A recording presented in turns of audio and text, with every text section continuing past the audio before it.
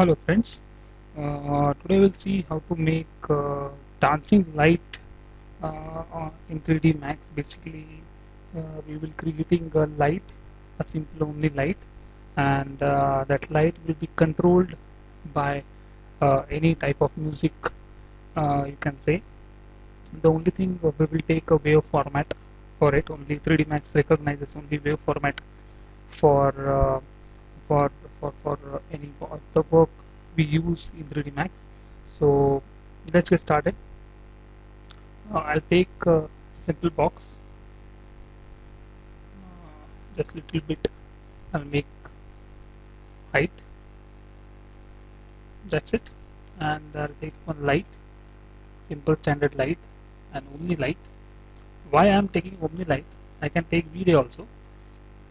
The thing is, I can show you the output very fast. The same thing you can apply on V-Ray. The same thing you can apply on photometric or any other light source. So the thing is, we can render it very quickly and we can get the output very fast. So now I'll just show you the render. This is what we get. We doesn't see the light where the light is. So I'll just on the shadows. But uh, I don't have anything in my viewport to get the shadows. This is what it is. So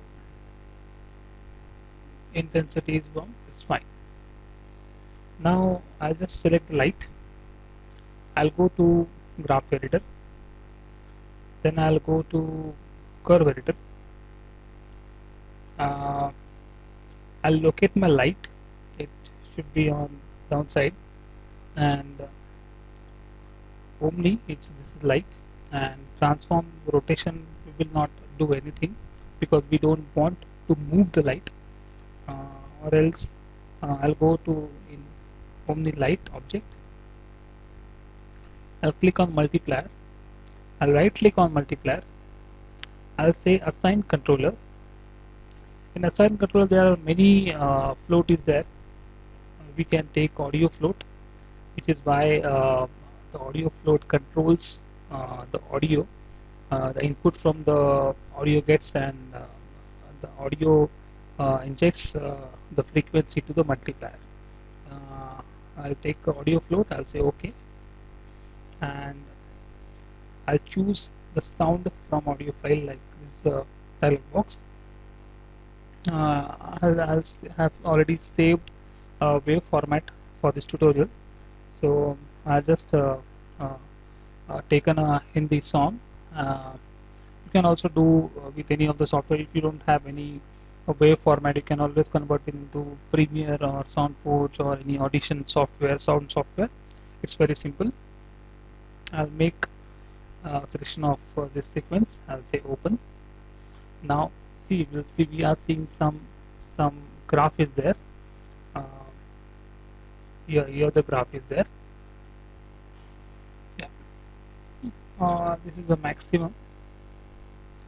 Do the maximum, and this is the minimum. If you go down from below 0, it will be stay off. It will be not giving any, will not emit any light. So right now I don't want that for demonstration purpose. So this is what I want. I'll say OK. I'll say close. Then I'll just, this is what is happening. But we can't hear the sound as well in this uh,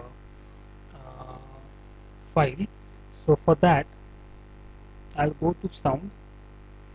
I'll go to sound, right click, I'll go to properties, I'll go to choose sound, same sound I'll choose, and I'll say OK. Now we will play the sound.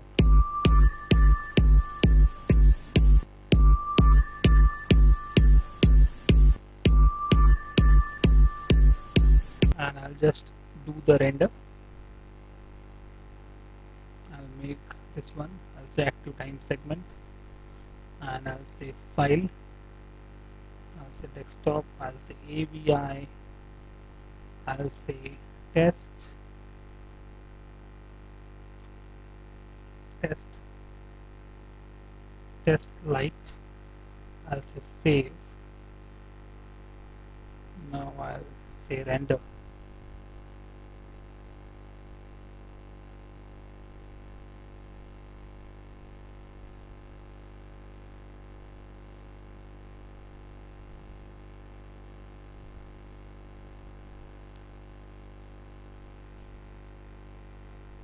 We'll just see the file of 100 frames. This is what the output is. The thing is, we can do many more things, like we can move the object on audio plate as well. If you go to max, I'll say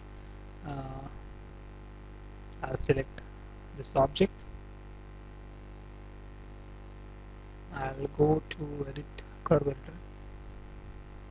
Same thing I can do with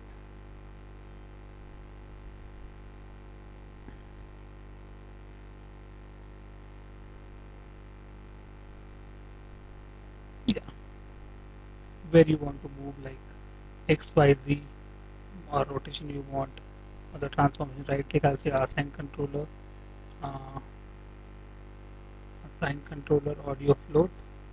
I'll say choose, I'll say this sound minimum, maximum, then I'll just play.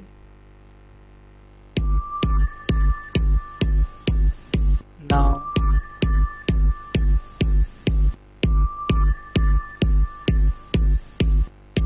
what the sound vibrates our teapot.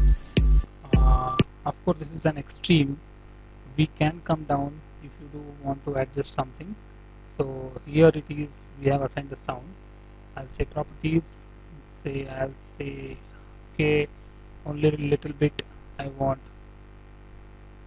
some kind of this, you can say, then you can play.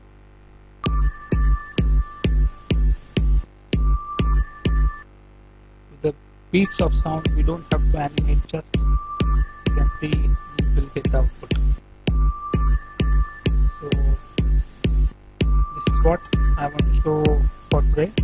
If you have any doubts, queries, please do let me know on my channel. Please do write me ask.